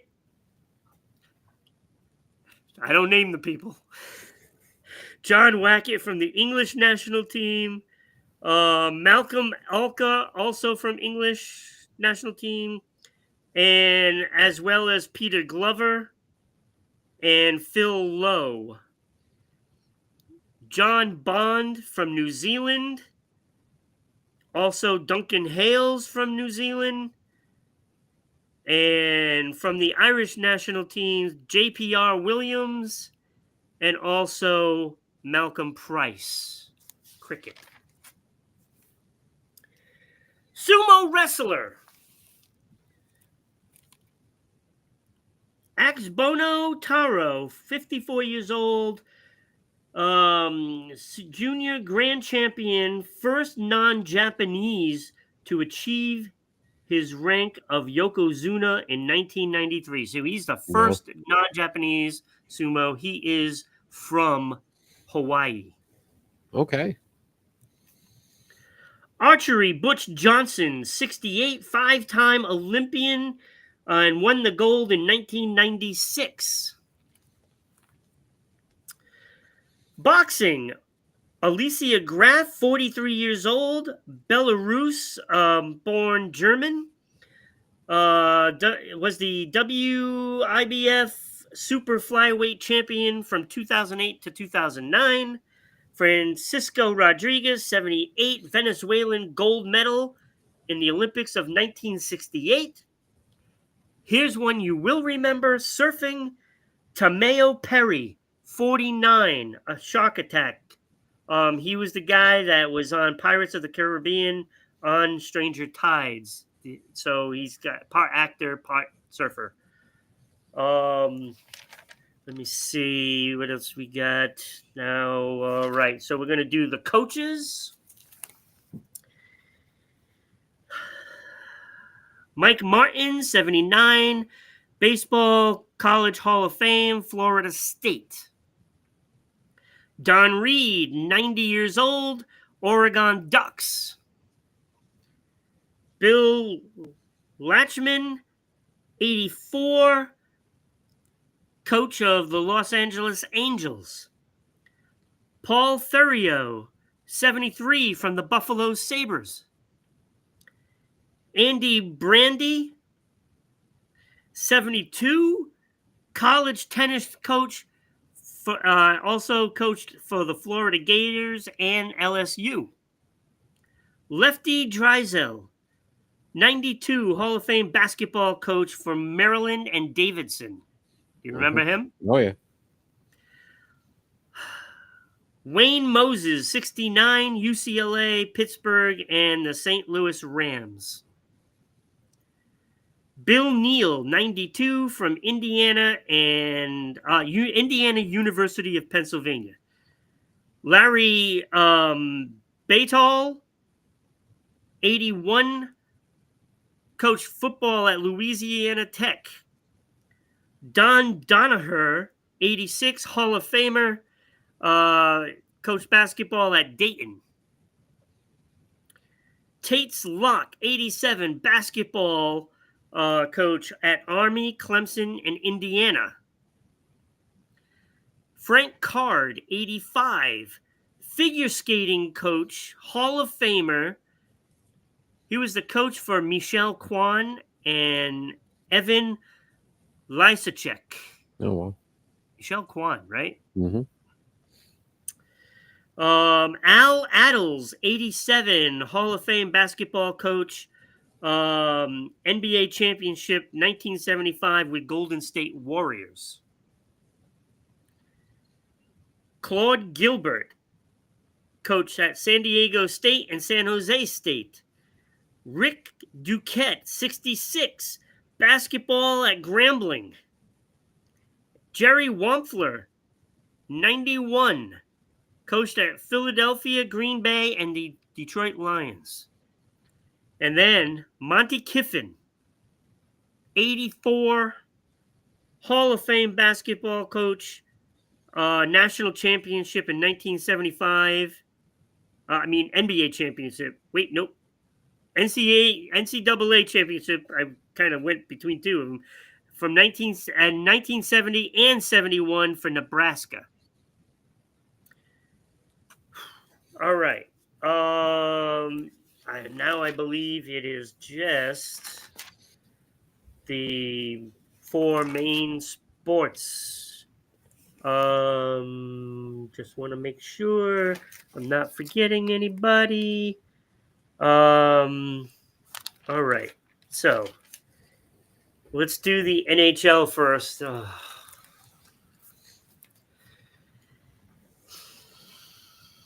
Jerry James, 89, Toronto Maple Leafs, Hall of Fame. Wait, Hall of Famer. Gene, I can't read my writing. It's hockey, so it's probably not Gene. It's Jean-Guy Talbot, 91 from Montreal, St. Louis, and Buffalo. Don Poyle, 91, played for Detroit Red Wings. Blaine Latcher, 53, played for the Boston Bruins. Tim Ecclestone, 76, played for St. Louis, Detroit, and the Atlanta Flames. David Conklin, 68, sled hockey player, won Paralympic gold in 2002. Connie Madiga, 89, played for the St. Louis Blues. Glenn Cochran, 65, played for Philadelphia, Vancouver, and Chicago Blackhawks. Mo Leab, 76, Chicago Blackhawks. Konstantin Kolstov, 42 years old, played for the Pittsburgh Penguins. Chris Simon, 52, played for the Washington Capitals, Quebec Nordiques, and the New York Islanders. He did win a Stanley Cup, and he died by suicide. There's a lot of those in here, and that's kind of alarming. Paul Masnick, 92, played for Montreal, Toronto, and the Chicago Blackhawks. So Chicago Blackhawks took a big hit this year. Big hit. Dave Forbes, 75, from the Boston Bruins and the Washington Capitals. Ron Ellis, 79. Stanley Cup in 1967. Four-time All-Star from the Toronto Maple Leafs. And last but not least, Johnny Gaudreau, 31, along with his brother and a friend. Seven-time All-Star, Calgary and Columbus. What a loss. What a loss that is. That is just, it's brutal. It's hard to even fathom that happened.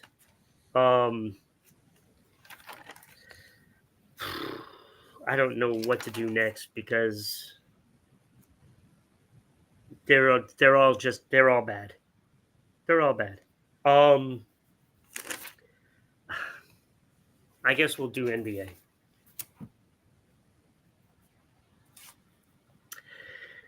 Jim Rowinski, 63, from Detroit and Philly. Earl Curiton, 66, from Philly, Detroit, Chicago, two-time champion.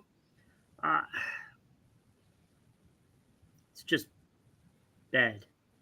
Robert Reed, 68, Houston, Charlotte, and Portland. Dave Gunther, 86, from Detroit, San Francisco. With San Francisco Warriors back then. Detroit's taken a lot, as is Philly. Walt Wesley, 79, from the Cincinnati Royals. And Chicago and Cleveland as well. Frank Selvey, 91. Joe Bryant, 69. That was I mean, Kobe's. That was Kobe's. Yeah. Dad. Yeah. Yep. Yeah. Kobe's I dad. mean, it's that family has a lot of tragedies. Mm-hmm. Darius Moores from the LA Lakers and the LA Clippers. This is another one of those ethanol, hydrocodone, and cocaine were the problems that caused his death. But it's a problem that people need to help these. If you see people doing this stuff, please, by all means, you need to say something. You know, you need to help them. Carl Kane, 89, played for Freeport and Iowa schools, and 1956 gold medalist. Chet Walker, 84, seven-time All-Star champion in 1967, played for Philly and Chicago. Ozzie Virgil, 92, the first Dominican. Oh, sorry, that's in the wrong category. But he's from the MLB, first Dominican in the MLB. I will mention it again. Oh God, where do you go from here? Dikembe Mutombo, 58 years old. No. That's about as best as I can do for him. When somebody does that, you just automatically think Dikembe Mutombo. Jerry West, 86 years old, 14-time All-Star, Hall of Fame. I mean, the list goes on and on. It's the logo. Yeah. And, of course, Bill Walton, 71 years old, two-time champion, Boston and Portland. That's a tough one. I mean, he's part of the fabric of Boston history. I would say television too, Ron. You think about him as a commentator. He was just he made everything fun. He's a personality, right? I mean, you look back at him, it's like you just see that smile, that grin from ear to ear. Mm-hmm. Goofy, but what a hell of a basketball player and commentator, like you said. He drew a lot of people to the game. That one hit Kenny. Yeah, I'm sure it did. This is why it's tough to read off it. And, that's why I save certain people for the end of, their sport. I don't like doing either of these. I don't know what I want to do first. Have I done soccer yet? No. I didn't do soccer yet. So let's do soccer. I'm not a huge soccer fan, huge soccer viewer. I like watching World Cup, and all those tournaments that go on. I've been paying a lot more attention to it. Greg Gumbel died today? Oh my God, are you kidding me? He was good. He was good.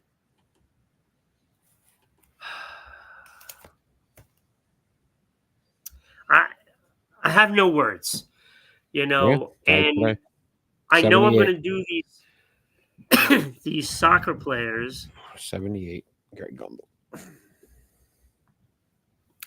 going to do the soccer players. There's going to be a lot of people that are into soccer, and when you think about it's a global game, And it's just in its infant stages here in the United States, really. When these names are read, there's going to be a lot of people out there that are going to know these players. So I'm going to try to get through all of them pretty quick because we got to get under 2 hours. So I have to get through them.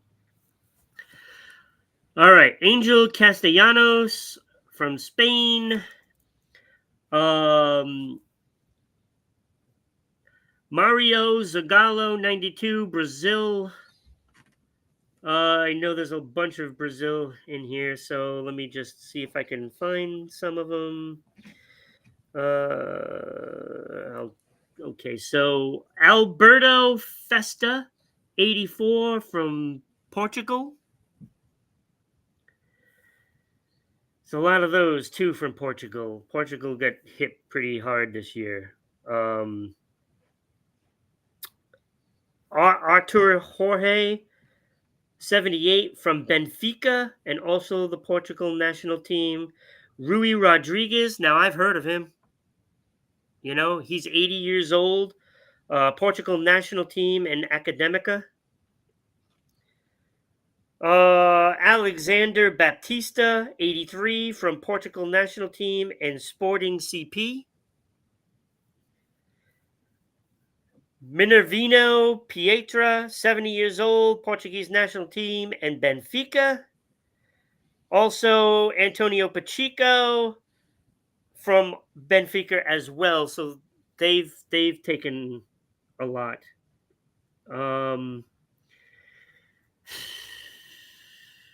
Franz Beckenbauer, 78, from Bayern and the German national team. There's a lot of Belgians as well. Franz Janssen, 78. Let me see. Louis Lambert, 92. Looking down the list real quick. There is Stephen Labut, 46, Australian national team, suicide. Alex South, 93, from Liverpool. Tommy Baldwin, 78, Chelsea, Arsenal, and the Seattle Sounders. Giuliano Musiello, Italian national team, and he also played for Roma and Atalanta.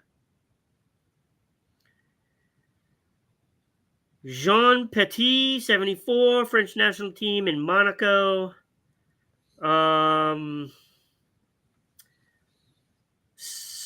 Serhii Razak, Abalon, Kiev, and Minsk.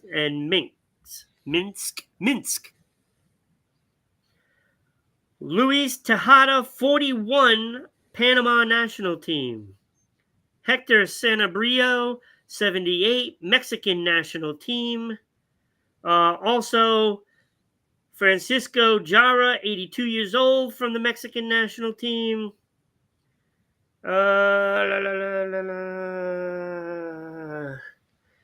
Leif Erikson from the Norway national team. He was 83. Luciano Alfieri, Italian national team and AC Milan. He was 87. Also from the Italian national team, Giacomo Losi, 88. Court Hamrin, 89, from the Swedish national team. Miguel Angel from Spain, played for Real Madrid. Roland Grip from the Swedish national team, AIK and IK Sirius. Peter Lay, 84, English, played for Manchester City. Ian McMillan, Scottish national team, 92. Stan Bowles, English national team, he was 75. Also, Larry Lloyd from that team, of the English national team. And Ulrich Lefebvre, 77 from the Danish national team. Leon Semmeling, Belgian, Standard Liège, and the national team.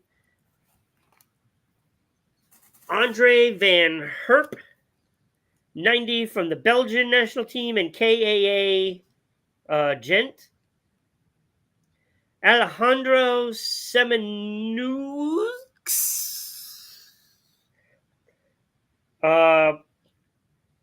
Argentine national team, and Marone. George Eastham, 88, played for Arsenal and, of course, the national team for England. Bernd Holzenbein, 78, German national team, won a World Cup in 1974 rather, sorry. Played for Eintracht Frankfurt and had 160 all-time leader for goals for Frankfurt. Wow. Per Henriksen, 72, Norway, FK, Amaral, just Amaral, 69, played for Giorgini, Corinthians, and Leones, I can't read, Negros, it's Black Lions in English. He played for the Black Lions. Salvatore Senelacci won a FIFA World Cup. Nope, he didn't win the cup. He was the top scorer in the World Cup in 1990, and he won the Golden Boot. The team came in third. They won the bronze. That is soccer. You have a preference between baseball and football? Either one's fine. All right, we're in the home stretch. We got two more sports. Football. Michael Hicks, 51, Chicago. Frank Ryan, 87, from the Rams and Cleveland and Washington. Alonzo Johnson, 60, Philadelphia Eagles. Tavares Washington, 40, from the Kansas City Chiefs. Rich Castor, 75, from New York Jets, Houston Oilers, and Washington. Tony Hudson, 49, Dallas and Washington. Marty Ansler, 81, Chicago, Cincinnati, Green Bay. Rod Sherman, 79, Oakland, Cincinnati, Denver.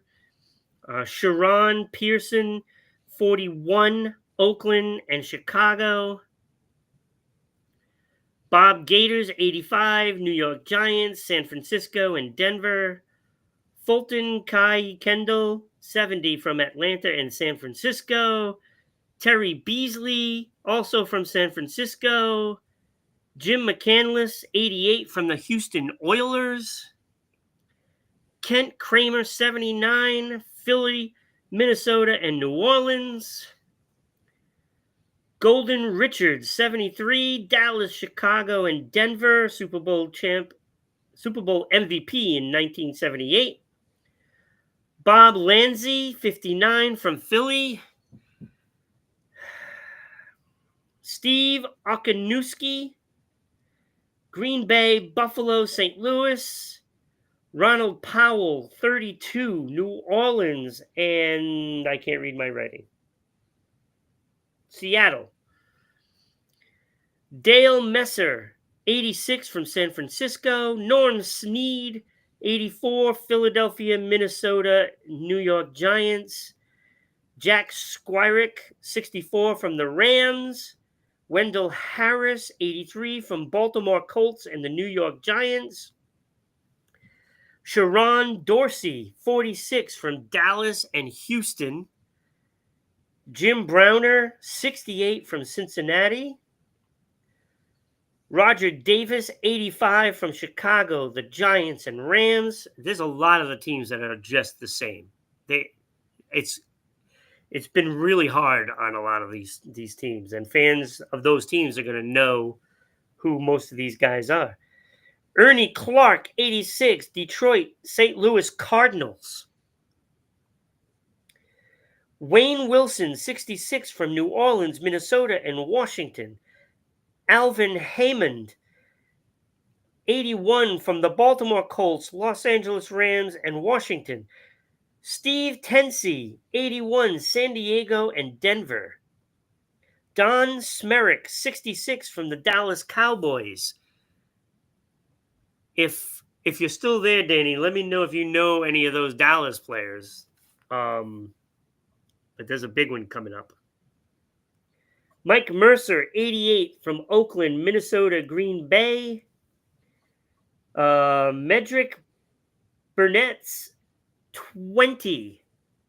That is the gentleman that played for Alabama that died after an injury in a game.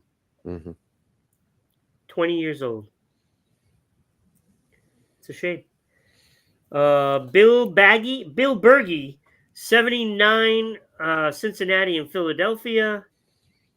Abner Haynes, 86, AFL player, is a member of the Kansas City Chiefs Hall of Fame. Roman Gabriel, 83, College Hall of Famer, 4-time Pro Bowl, LA Rams and Philadelphia. Jimmy Johnson, 86, Hall of Fame cornerback. And 5-time Pro Bowler, 4-time All-Pro for San Francisco 49ers. Jim Otto, 86, AFL championship in 1967, 3-time Pro Bowl, 9-time All-AFL from Oakland. Andy Russell, 82, from Pittsburgh, 2-time Super Bowl champion, outside linebacker for the Pittsburgh Steelers. Jacoby Jones, 40 years old, from Baltimore, who won a Super Bowl. Was that the Flacco championship? Yes.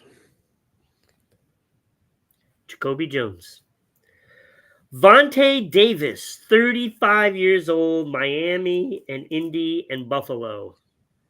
I feel like that wasn't even that long ago.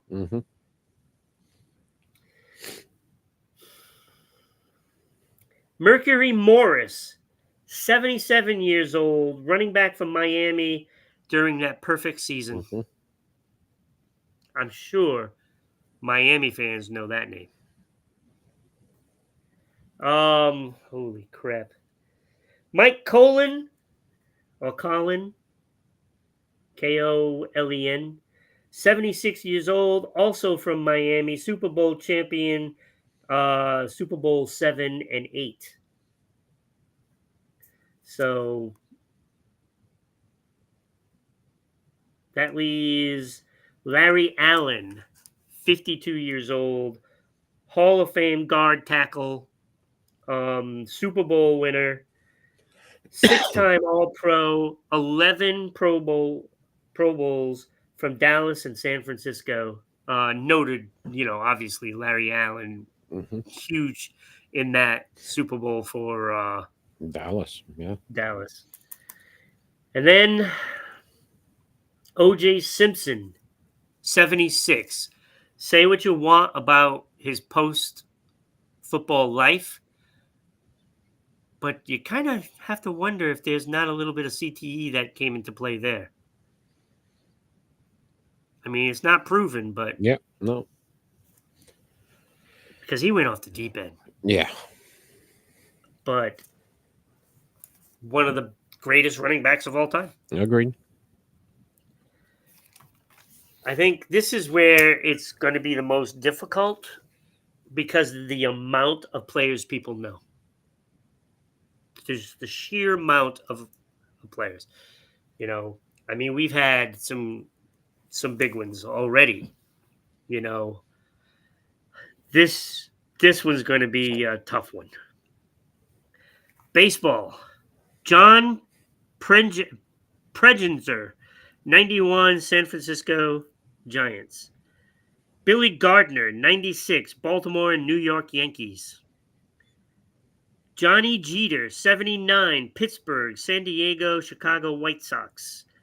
Red Swanson, 87, from Pittsburgh. I actually have his baseball card. Oh, wow. Steve Staggs, 72, Toronto and Oakland. Don Lasseter, 90 years old, St. Louis. Jimmy Williams, we used to call him Jimmy. 80 years old, played in St. Louis and was the manager for the Boston Red Sox and Toronto Blue Jays. Al McBean, 85 years old, Pittsburgh, Los Angeles Dodgers, and San Diego. Brant Allier, 83, Minnesota, Oakland, and the Washington Senators. Couldn't read my writing. I know it was the older team. Jim Hannon, 84, from Washington Senators. Tom Qualters, 88, Philadelphia, Chicago. Larry Demery, 70 years old, Pittsburgh. John Oldham, 91. Jose De Leon, 63, from Pittsburgh, Chicago, and St. Louis. Hector Ortiz, 54, from the Royals. Ed Ott, 72, Pittsburgh, California Angels, World Series champion in 1979 with the Pittsburgh Pirates. Was a great catcher. UL Washington, 70 years old. Lance Nichols, 84. Bill Plummer, 76. Jim McAndrew, 80. Odell Jones, 71. And Lachelle Tarver, 65, from the Boston Red Sox. Pat Zachary, 71 years old, World Series champ in 1976, played for Cincinnati, the Mets, and the Dodgers. Billy Beane, from the Los Angeles Dodgers. Sean Burrows, it's a pretty big one, actually. 43 years old, two-time Little League champion. There aren't many people on this planet that could say that. Also won 2,000 gold for the Olympics. So Little League and Olympics. Wow. And sadly, he died from fentanyl. Jerry Grott, 81, two-time best defensive catcher, an all-star in Mets history. He was their best catcher defensively all time. He's part of that 69 Dream Team, the Miracle New York Mets. Carl Erskine, 97, five-time World Series for the Brooklyn Dodgers. Ed Kranepool, also from that Miracle Mets team. He's the longest tenured Met in history. 79 years old. Reyes Moronta, 31. Car crash in Dominican Republic. That's how he died. 31 years old. Bud Harrelson, 79 years old, Mets, the Phillies, and the Texas Rangers. Bud Harrelson. Don Gullett, 73, Cincinnati and New York. 4 consecutive World Series. Larry Lucchino, 78, the Boston Red Sox exec.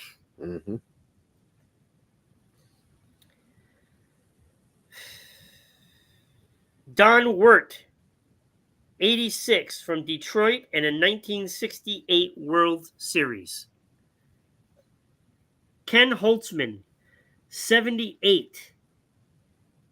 2 no-hitters, a World Series playing for Chicago and Oakland. Whitey Herzog, Hall of Fame manager, World Series in 1982, St. Louis, California Angels, and Texas and Kansas City. When you win a World Series, you get a lot of jobs. Mm-hmm. I don't know what to do right here. I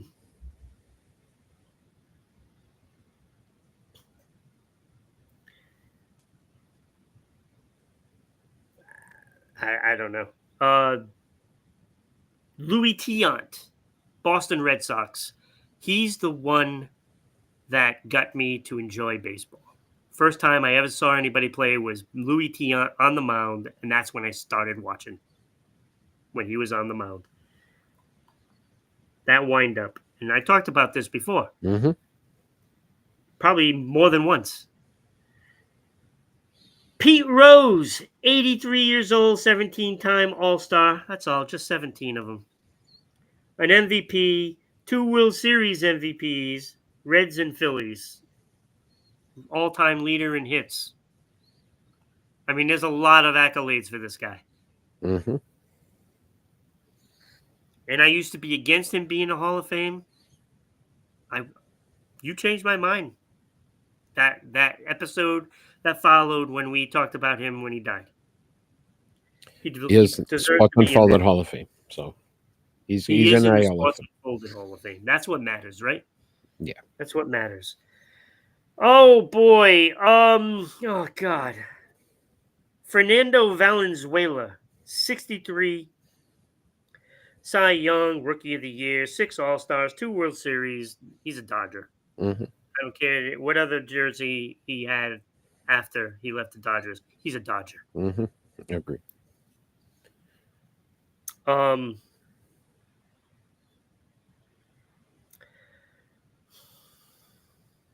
Willie Mays, 93 years old, San Francisco Giant, of course, 24 All-Stars, 12 Gold Gloves, 660 home runs, 2 MVPs. My opinion, he's the best baseball player ever. Best baseball player. And then the most recent, of course, we talked about him at the beginning of the show. Ricky Henderson, 65 years old, 2 World Series championships in 89, 93, played for Oakland, Yankees, San Diego, Red Sox. Like, there was a lot of teams. 9 of them. I saved him for last because that is the most recent one until Greg Gumbel. Yeah. Yeah. Well, I don't even know what to say. There's a lot of Hall of Famers on this list, and they all mean something. Everybody's a fan of these players. I mean, somebody that's watching might not know who a lot of the athletes are, but out there are fans for those sports, and they are well known amongst that circuit. This was the biggest list we've had so far. Yeah. Yeah. Never easy. Ron, thank you for doing that. We are going to end our show today. This is Sports Unfolded. Season 4 signing off. Season 5 next week. So tune in. We are live every Friday night at 6 p.m. Eastern Standard Time on YouTube, Facebook, Twitch, and Twitter. We are live, so you can join us at any time. And we want to thank all of the great fans that joined us today. You guys were amazing tonight. Ron, thank you again. And this has been our Memorium episode, which we do every year, the last show of the year, just to remember all of those great athletes that we lost from the previous year. That is the most important thing is the memories, right? You know, I mean, everybody has to go through these memories, and I'm sure there is not a single person that has watched today or that will watch this, you know, sometime in the future that won't remember these people. Yeah. And they are people, and you know, and that's the thing that gets lost in the celebrity and stardom thing, is that they are people and they go through things just like we do. And you see a lot of the tragic stories, and you gotta put those memories for the good things that they've done, you know, not the bad things. It's, you know, look, I'm not blessed with you know, with millions of dollars, you know, in the bank account, but you gotta think, if they're struggling, you know, mentally, and then they turn to drugs and they die, the temptation is always there for these people because they have so much money, and it's not easy. They got to go through the depression. I mean, when you're away from your family on the road going to, you know, city to city, you don't think that they feel something? They are human. We got to remember that. And you got to remember the good things that they do. That is a fact. So we are signing off. We want to wish everybody out there a very happy new year. Please be safe and enjoy some time with the loved ones again. We will see you next Friday night, 6 p.m. Eastern Standard Time, live. And all we ever ask for every single episode, Ron, is that we have peace on earth. Yeah. Happy New Year, everyone. Have a great night.